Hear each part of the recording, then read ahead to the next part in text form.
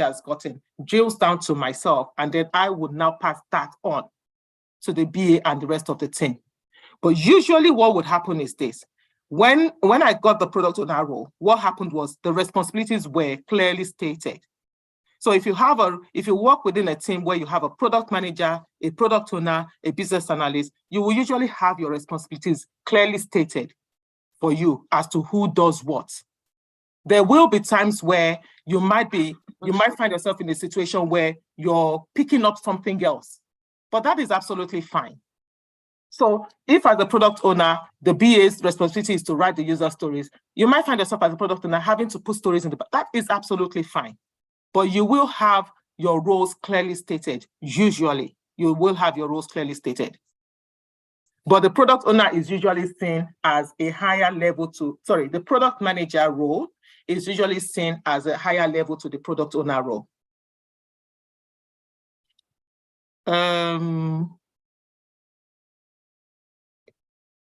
Okay, can you still hear me, guys?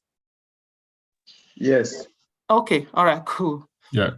Yeah, so the product manager role is usually a higher level to the product owner role. And then the product owner role is usually like a higher level to the business analyst role, if that makes any sense. So I hope that answers your question as well, Ade. Yeah, thank you.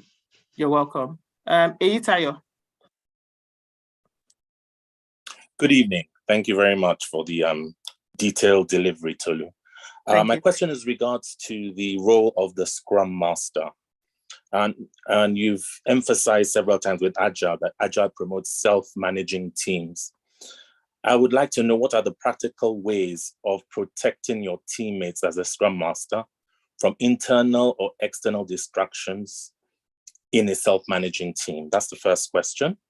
The second question is, in the event that the Scrum Master has to escalate a conflict or an impediment, which role do they escalate it to? Thank you. Okay. All right. So your first question, and excuse me, guys, I usually tend to use practical examples to answer questions. So I will be using my own practical examples to answer questions. So in terms of a Scrum Master supporting the team or protecting the team rather from external, internal distractions, that was your first questions, right, Eyitayo? Yes. Okay, so let me use myself as a practical example. So I have a team that I work with, and I work with this team as a Scrum Master. Now, the client we're building this product for is an external client, right? Now, the external client, that's where we have the product owner. So we don't even have the product owner within my team. Within my team, we have the Scrum Master, the BA, and the developers. The product owner is actually on the client side. So what this product owner would usually do is this. It would on Teams channel, it would send a message directly to my back-end developer and say to him, oh, John, are you able to work on this? Even though we've committed work into sprints, and these are part of the distractions, it goes, because he knows that I would ask questions as to why, what's the change in requirement for? We've committed work into sprints. Okay, we're happy, we're agile, we're flexible, we can take in changes, we can take, we're flexible like that. But what that means is that, what do we take out of sprint to accommodate this new requirement, blah, blah, blah. I will be asking questions. So what it does is, it goes behind and sends a message to the backend developer and asks him to quickly do something, quickly develop something, quickly add something, add a functionality to this dashboard for me. And my lovely backend developer doesn't really know how to say no. He's a cool guy. So he picks up this work from the product owner and he starts working on it. And when I joined the team, what I started to notice first was that during daily stand-up, this guy would not be giving updates on the tickets that are on the board. He's giving updates on, James asked me to do this and do that and do that. So that's what I've been working on. And then I started to ask questions. So why are we working on tickets that are not in sprint? And then what it would then do is, once this developer says to him, oh, yeah, James, I've done that. It's done now. It's in the back end. It's working. We just need the front end guys to push it to the front end so that we can see it in the front end. Then this product owner will go and meet the front-end guys again behind and say, oh, Simon, can you please help us to publish this in the front-end side of things? And the front-end guy will go, oh, okay, no, we need to have it developed in the back-end for us to be able to push it to the front-end. And then he goes to the front-end guy and says, oh, no, actually, James has done that in the back-end already, so it's easy. All you have to do is push to the front-end. Now, because the product owner has said the back-end guy has done it, then the front-end guy then thinks, oh, well, I might as well just pick it up and do it. These are the sort of distractions that I was getting. Do you get what I mean? External interference that I was getting. Now, these guys are picking up work that we did not commit into sprint.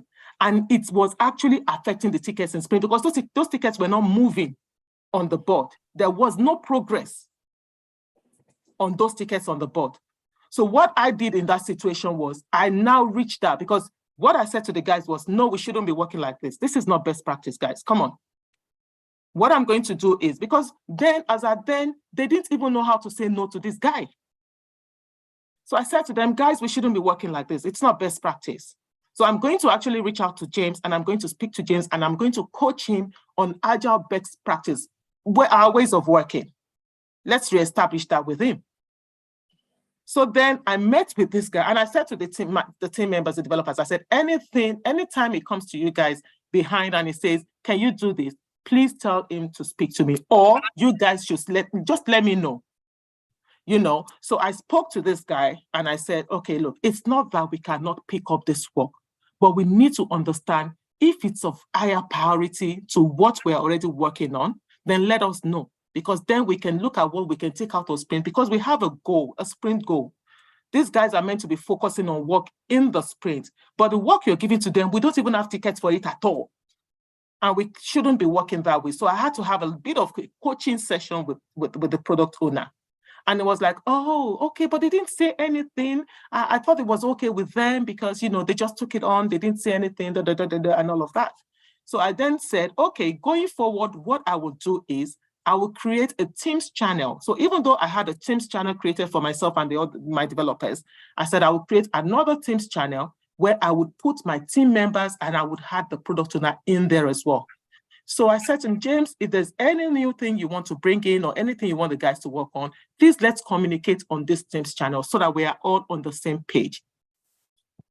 And to be honest with you, he tried it 1 or 2 times after that, but I was a step ahead of him. Do you get what I mean? So that would be classed as an external or internal interference. It's a distraction for the team members. I hope that answered that question. Yes, it does. Okay, what's your second question again? In the event that the Scrum Master has to escalate an issue, a conflict or an impediment that they could not resolve, which role, who do they escalate to? Because it's supposed to be self-managing. Yeah, apologies for that. 1 second, please.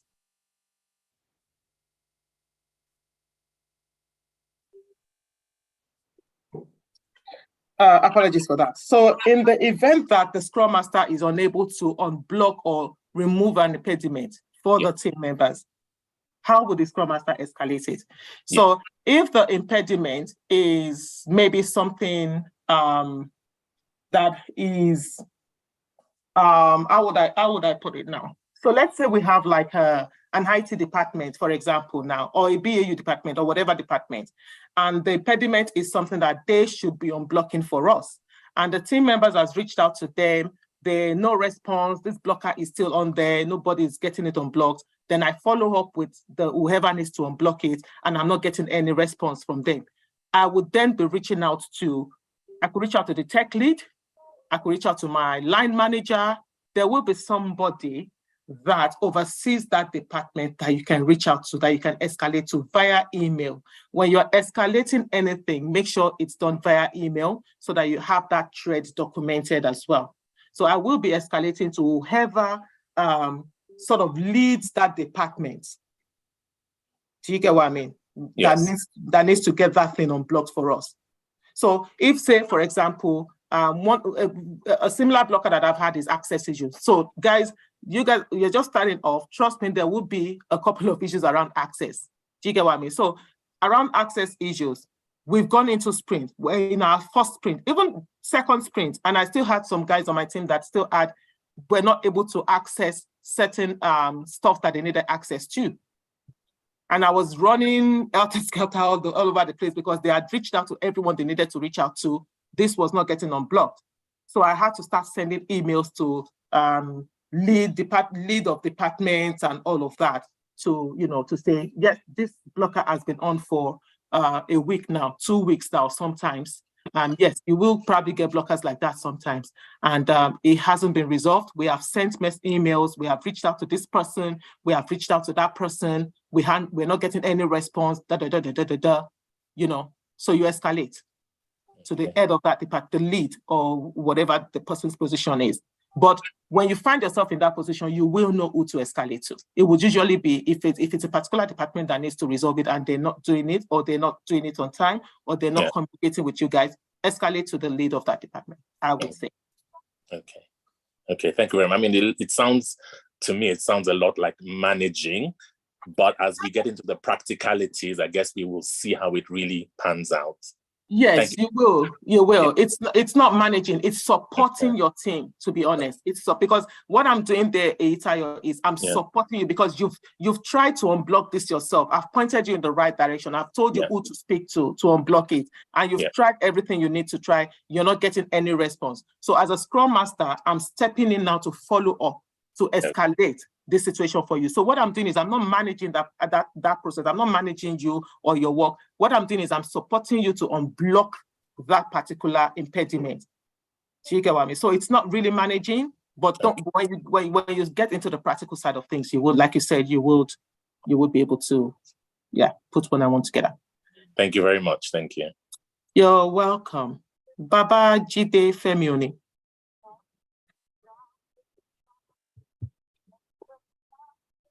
Okay, Abdul Ghaffar?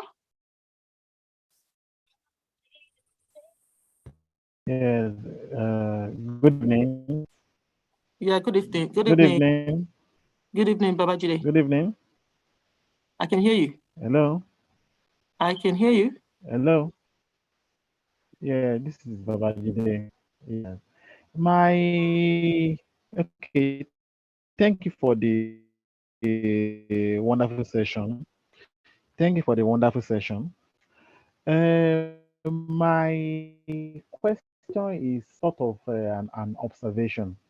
The two previous sessions, I'm here to see them on YouTube. How are we then supposed to go back and watch it and listen to it again? Hello? Okay. Hello? Babajide, Can you hear me? I can hear you. I think Hello?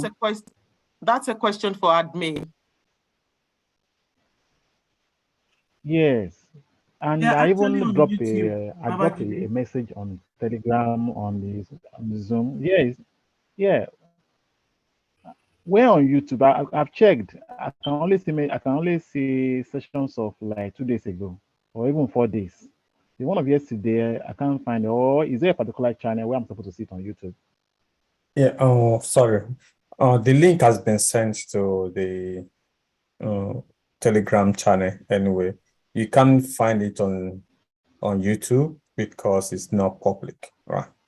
So you need to click on the link that was sent out. Yeah. Okay. Okay. Was this sent out yesterday? Sorry. Hello. Yes, it was. Hello. It was sent out yesterday, Babajide. Okay. Yeah, just look into check your group. Yeah. Okay. Thank you. No worries. You're welcome. Okay. Are we? Okay. Abdul Thank you. Ghaffar, can we take your question, please? Okay, thank you very much for the extensive explanation. I appreciate that. My query is still trying to get a clearer picture of each of these experts in their own profession. Yeah, as a product owner, should we believe that he or she is the one that recruits all other experts in their own profession as the product owner?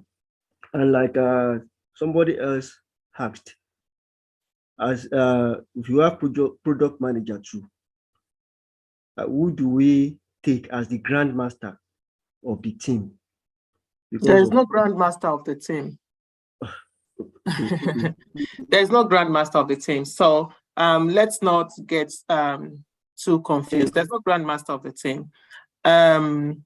In terms of recruitment differs with organizations. So I wouldn't say the product owner is the one that hires for these different roles in every organization. So recruitment process would differ with organizations. You might work in an organization where you have a team and the product owner or the delivery manager needs people to, needs resources to jump on a project, reaches out to the resource manager. The resource manager would then, do the resourcing side of things, the recruitment side of things, send CVs to the product owner or the delivery manager. They look through it. They check if this person is an ideal candidate for this project. This person has the right skills. Yes, we're happy to have this person on our team. They go ahead with interview. So it's a different process entirely. So I don't think you should worry yourself about who does the hiring, to be honest.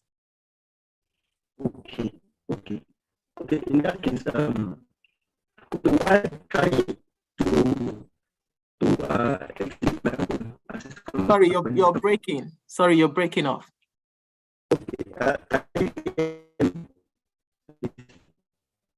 No, I can't hear you clearly. You're breaking off. Sorry.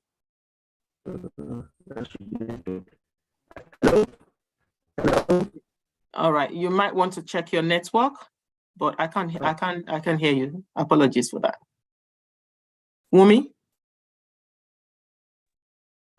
Yeah, hi Tolu. Thanks a lot. That was great.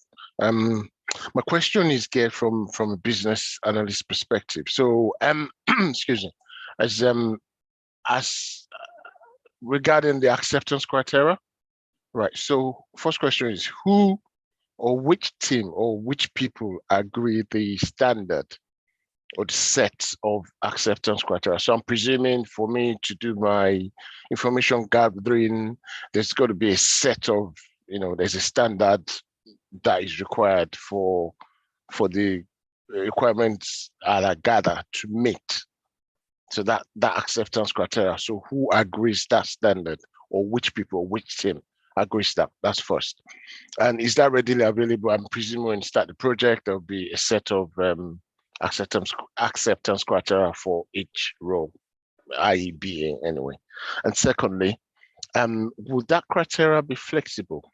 I.e. once it's been baselined or agreed, is it as simple as going to, or is it as simple as stakeholders or the customer or the client going to the BA or PO or Scrum Master and say, oh, I need to change that? Or would that have to go through an official process, i.e. probably a change management process for that to be changed and then documented and then officially recognized or received as a change to the acceptance criteria? So those are my two questions, please. Okay, all right, thanks. For the first question, I would say that acceptance criteria is specific to each story, to each user story.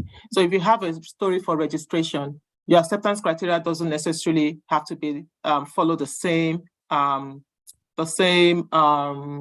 structure as an acceptance criteria for a login story. So if, for example, you as a business analyst comes to me now to gather requirements from me, and I say to you, we want a submit button. And I'm saying to you, you're asking me questions. So as business analyst, you will be asking questions as well. So I'm saying to you that we have a requirement for a submit button on the contact us page. I want you to be asking questions around, okay, is there any particular way you want the submit button to look like? Is there any particular color?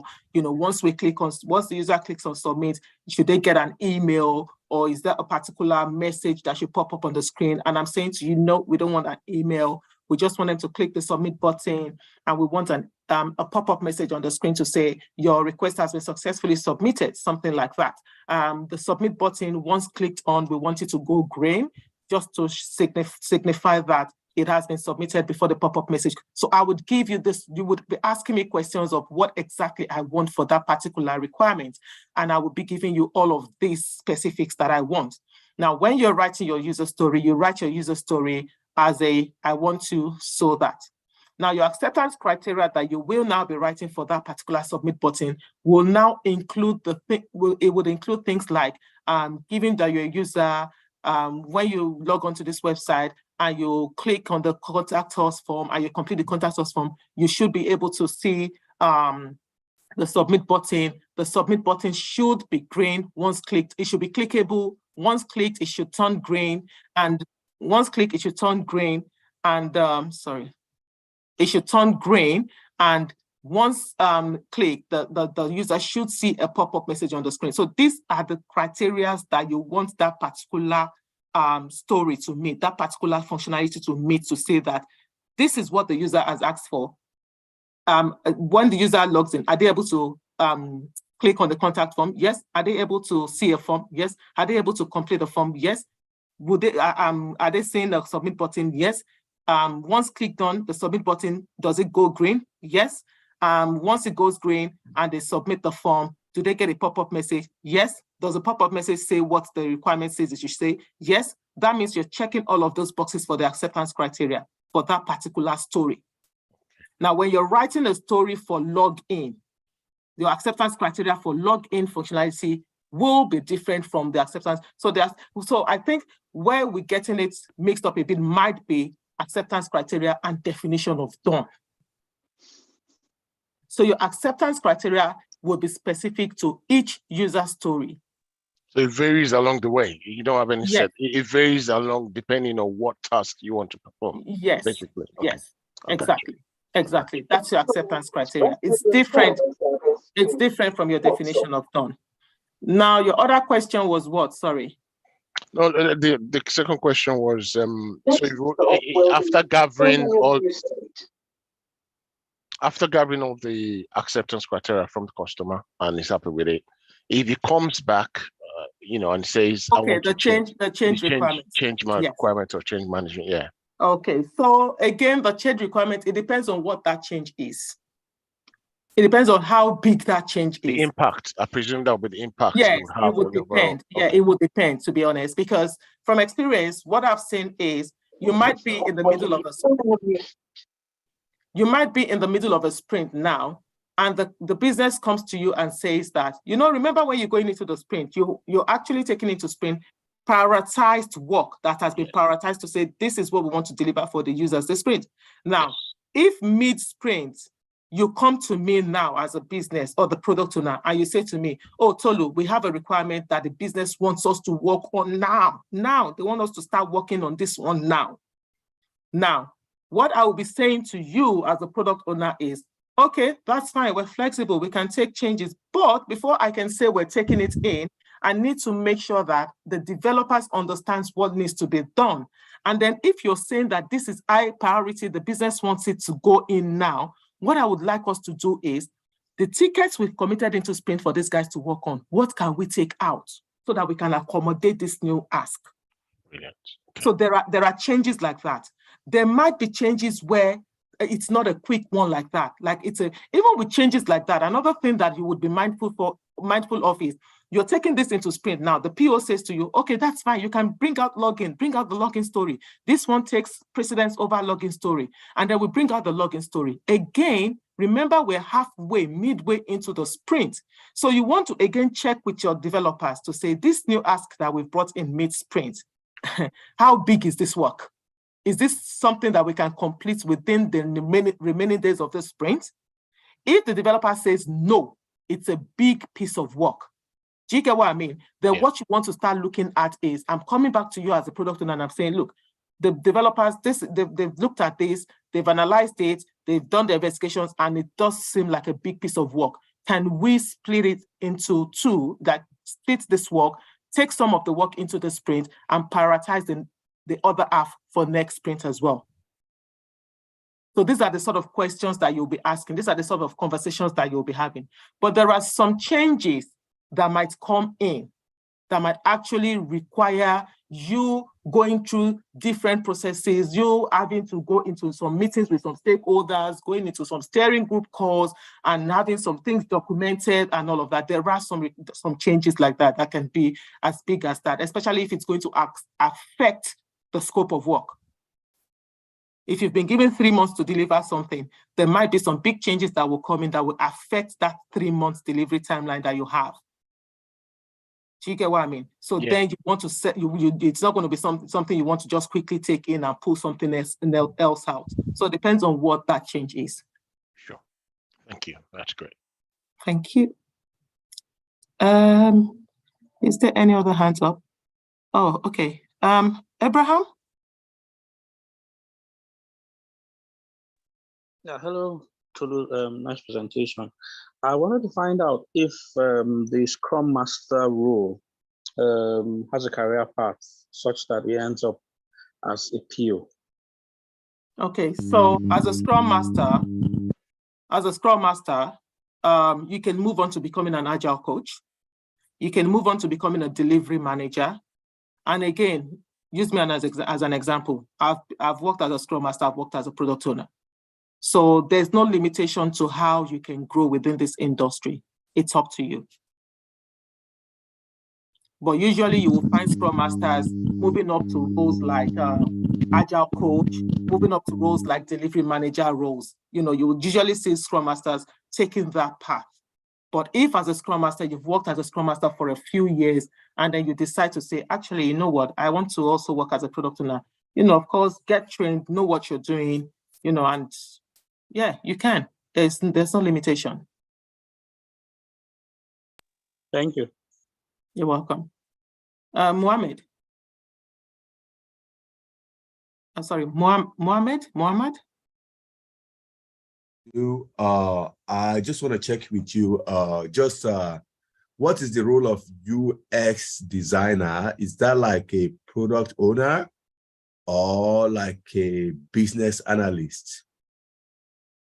Okay, so the UX designer is not the role of a product owner.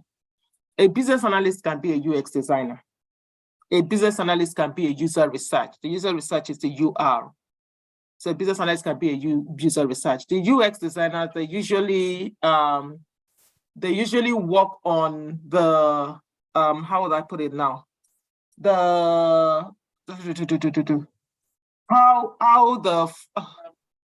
What's this word called now? Is it I keep using the front end side of things, what it should look like, the visuals that the users will be seeing, what it should look like. There's a particular word for it. I really can't remember right now, but they are user interface.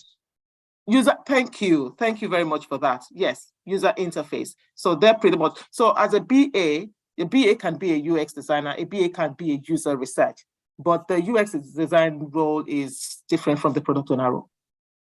Okay. Thank you. You're welcome.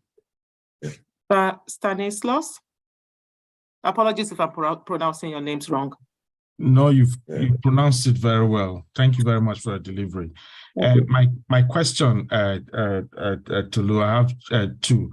The first one, what can a Scrum Master do if members of the team are not pulling their weight in terms of what they need to do, attending the meetings and all?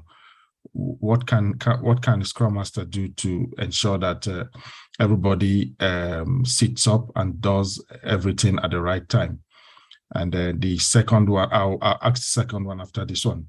Okay, because I keep asking people to repeat the second one. Yeah, that's right. That's okay. That's all right. That's fine. So as a Scrum Master, remember that you're an enabler as well. Yeah. So you have team members that they're not attending meetings. What you want to do first is you want to reach out to those team members and find out why they're not attending the meetings. Do you get what I mean? So if as Tolu, I'm not attending your daily stand-up, I'm not being consistent, I'm not attending sprint planning or whatever, I would expect you to reach out to me first to find out why. Do you get what I mean? Now, you might find some difficult team members. And again, this is an interview question. You know, as a Scrum Master, how have you managed difficult team members or team members that don't attend ceremonies? Now, you would reach out to that person to find out why they haven't been attending. Some people don't they might just look at it and say, well, I really don't see the need why I have to come and sit in a 15-minute call every day and give updates when I can just give updates via Teams channel or whatever. Or I don't see any reason why I should attend retrospective because it's boring, I don't find any value in it or whatever. Now, if that's the case, then this is where your coaching hat comes in. Okay. Yeah, because then you would need to coach that team member on why they are needed in these ceremonies, the importance and the value that these ceremonies actually brings, and again how important their presence is in there as well. Imagine a developer that isn't in sprint planning and they're expected to work on a particular ticket and they were not there to actually go through that ticket with the team or even understand what that ticket is or even estimate that ticket. That developer would, during the sprint, they will keep coming back to you with questions because they would need clarity on some things because they weren't part of that meeting. So every team member's presence is important in every ceremony. So if that's the case, then you will need to put on your coaching hat and do some coaching on Scrum and Agile, and the value that this ceremonies brings as well. You might find that in some situations, some team members might actually have issues they're going through, and I've seen that before. If that's the case, then you want to support them through that. But if this person is someone that is consistently, after coaching or after supporting with whatever personal issues or whatever, they are still consistently not attending the ceremonies, then you've met with them the first time, you've met with them the second time, and they are still not pulling their weight, then you probably want to look at escalating. Okay. Because they would slow down progress of work. Okay. Okay. So you escalate to who? The product owner, or? You can escalate to your product owner. If you don't have a product owner and you have a line manager, because again, like I said, you might see some teams where they have BA, Scrum Master, developers.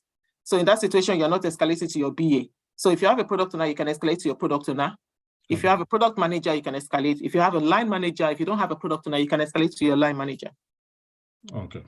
Yeah. But if it's an organization where they have an escalation system in place, follow that escalation process if they have one in place. Okay. Yeah. It might be your delivery manager that you need to escalate to. So you need to understand the structure of the organization itself, understand the structure of the wider team itself, and then you would know who to escalate to. Okay. Great. My second question is back to the link. The link from yesterday's training. It was posted on the Telegram forum. I know, but when you click on it, it says it's a private link, and even right now, when you click on it, nothing happens. So I don't know if somebody can look into this, please. Yeah, I'm sure. Have you tried that now? Because some people have tried that and it worked actually. Okay, let me try. I tried it when the last person asked. Let me just try it again now. Link to the video is here. All right, cool. So while you're doing that, Stanislaus, let's take Adeola's question. Yes, it's working now. Thank you. You're welcome. Hi, Tolu. Thank you so much for the wonderful class. Hi, everyone. My question is a follow-up question from, I think Mohammed. I'm not quite sure now, but it's about change in the middle of a sprint. So are you saying that in the middle of a sprint, we can split it and move it to the next sprint? I just wanted to confirm. I'm not sure I got it. Okay, so what I meant by that is, you, Adeola, you've come to me as I'm the Scrum Master here now. You're the product owner, so you've come to me now. My team are already in the middle of a sprint, and you've come to me and you said, "Okay, Tolu, we need to take this into sprint." Yeah. Yeah. And I'm looking at that ticket and I'm like, okay, that's fine. Let me speak to the team. Let's see what this is. Let's understand the ask for this ticket. Let's see if it's something we can take in, something we can work on, how big it is. We need to understand how big that ticket is. Yeah. We need to understand what we need to take out of sprint for us to accommodate this work that we're taking into sprint. Now, when I do go to speak to the developers, they look at the story, we analyze it together with the product owner, we're all on that call, we're going through it. And then we realize that it's actually a really big piece of work that needs to be done. We only have 5 days, 7 days, 6 days left of the sprint. We're 2 or 3 days gone already. If we take this work into the sprint, even if we take another one out, it's as big as we might not finish it the sprint. So we want the product owner to have that understanding that we're happy to take this into sprint, but just so that you know that we might not finish it the sprint. We might within the timeline. Yes, we might have to complete it next sprint. Or we can look at that requirement and we can say to the product owner, because this is actually a really big piece of work, what we can do is we can actually split, when I say split it, that means that we're creating user stories and we're going to put this requirement on your story. So if we put it on one story, it would be a very big ticket when you're estimating it. So can we take some of this work and start it now, this sprint? And then the remaining part of this work, we create another ticket for it, put it in the backlog, and then take that other part of it into the next sprint to complete that work. That's what I mean. Okay. It's clearer now. Thank you. Then the other question will be that as a BA, what are the potentials? So naturally, I love to analyze things. I love to speak. I love to, but what are the opportunities for a BA? So like I said again, the BA, you're like a de facto PO. I'm sorry, because, what I realized in the classes is there's a bit of a confusion between a BA and a PO. For instance, my husband is a PO.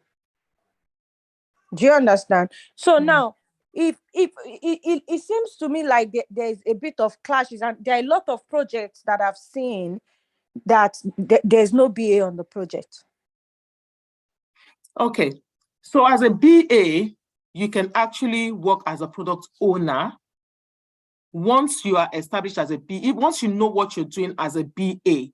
If as a BA, you know what you're doing and you know how to efficiently work as a BA, you know what is required of you, you know how to communicate with stakeholders, you know how to create your roadmaps, you know how to create your user stories and acceptance criteria, you know how to create your process, all of these things, you are confident, you know that as a BA, I'm able to carry out all these different roles. You will know that within yourself.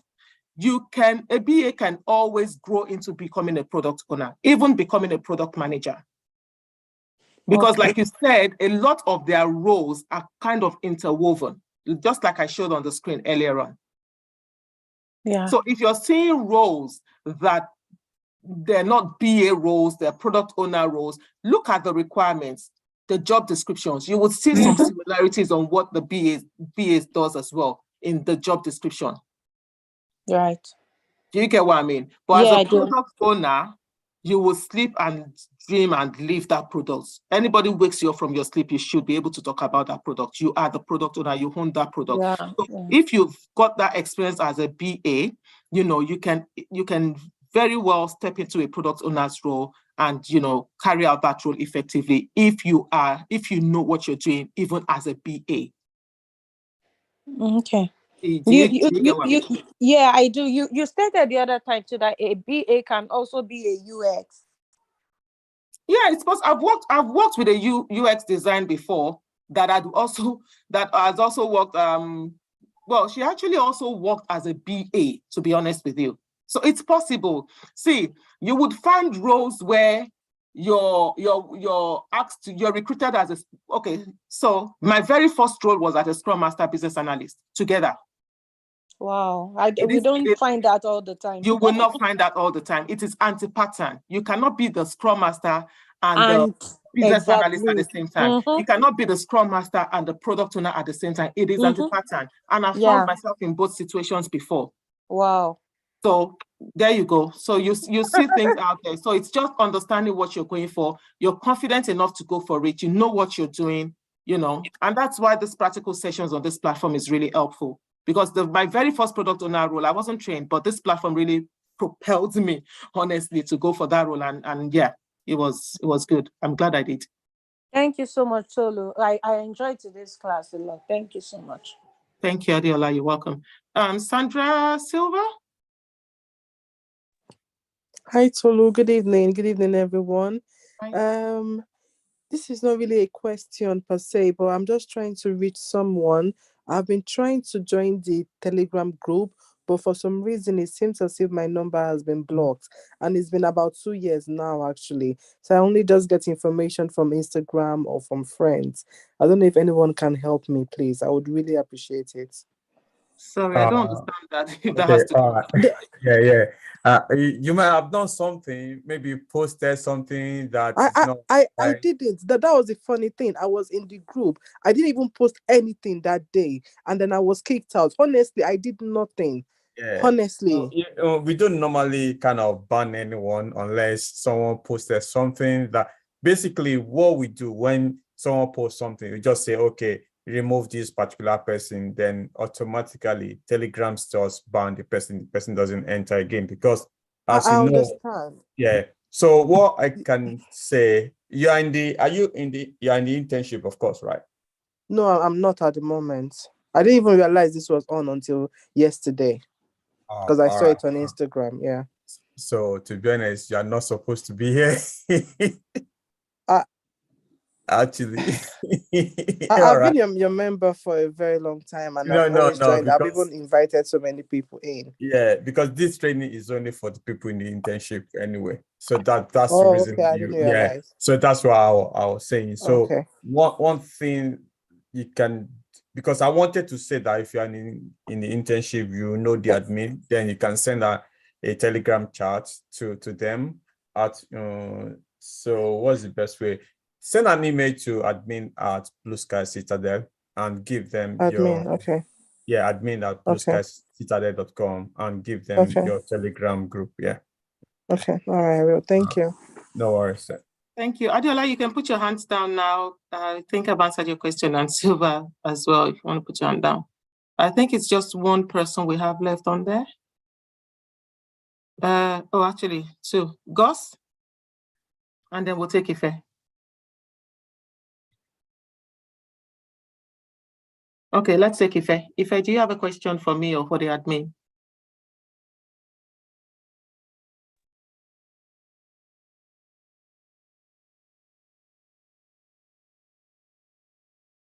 Okay, we can't hear you, Ife. All right, let's take OA.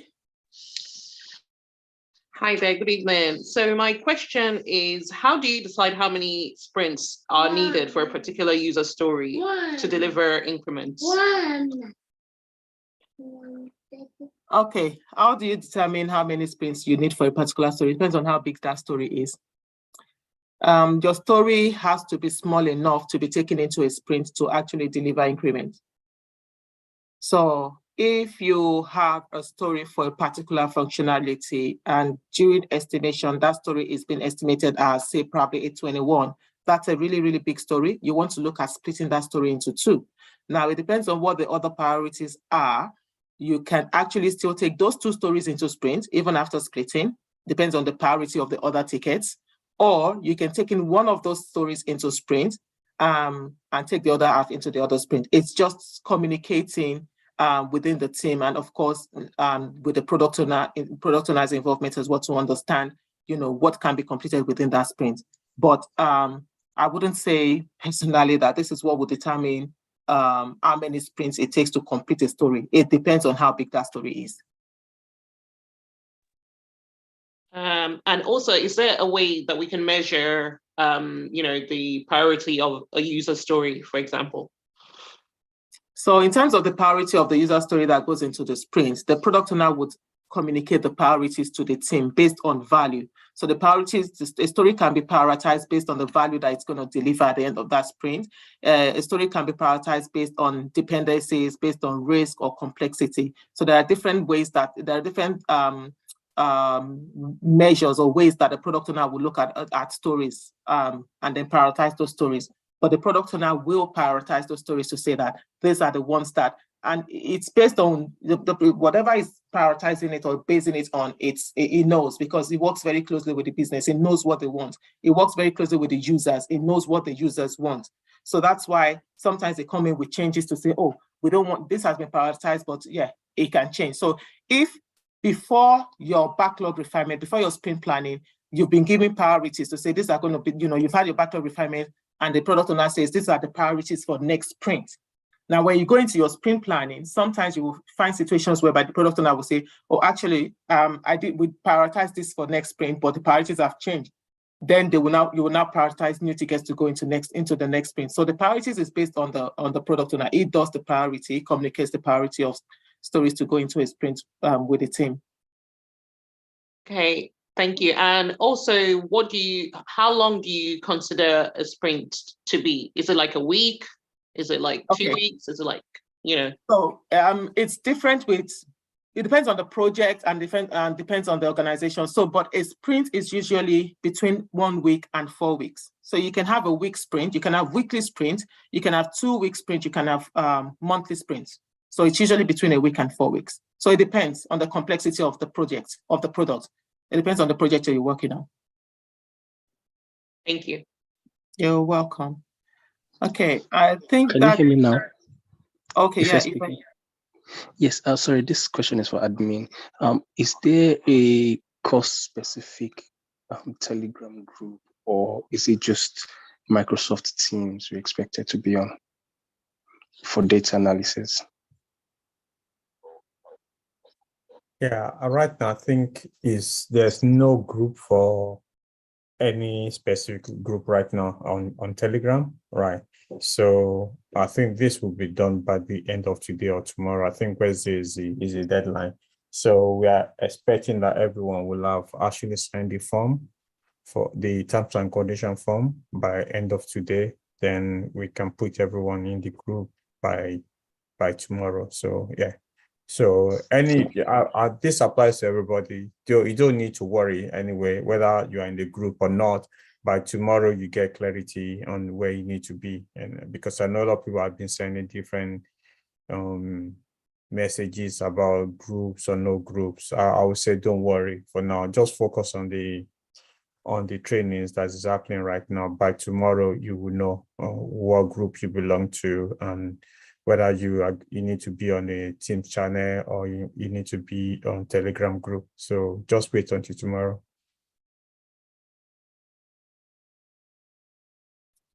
Okay, thanks for that, Deji. I think that's me done, except I don't know if there's any other hands been raised. But I think that's me done, Olawumi. Thanks, everyone. Hello, sorry, I just raised my hand. It's a late one, sorry. Okay, is that a question for me or admin? It's for admin, please. Okay, so all right, cool. That's it then. Admin, back to you.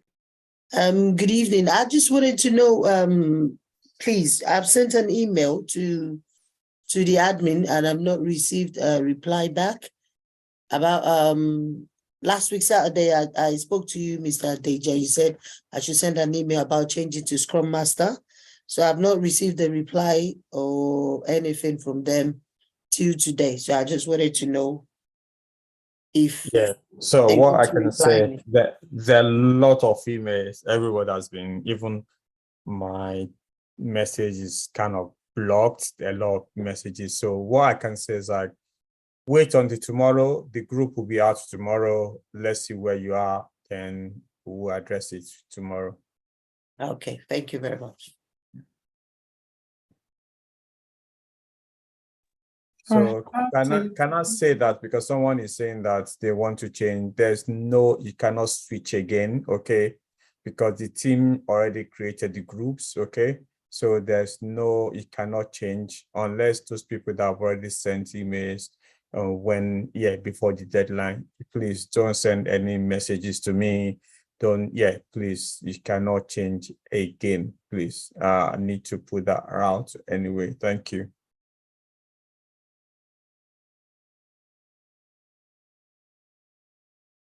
Okay, allow me, thanks. That's me done.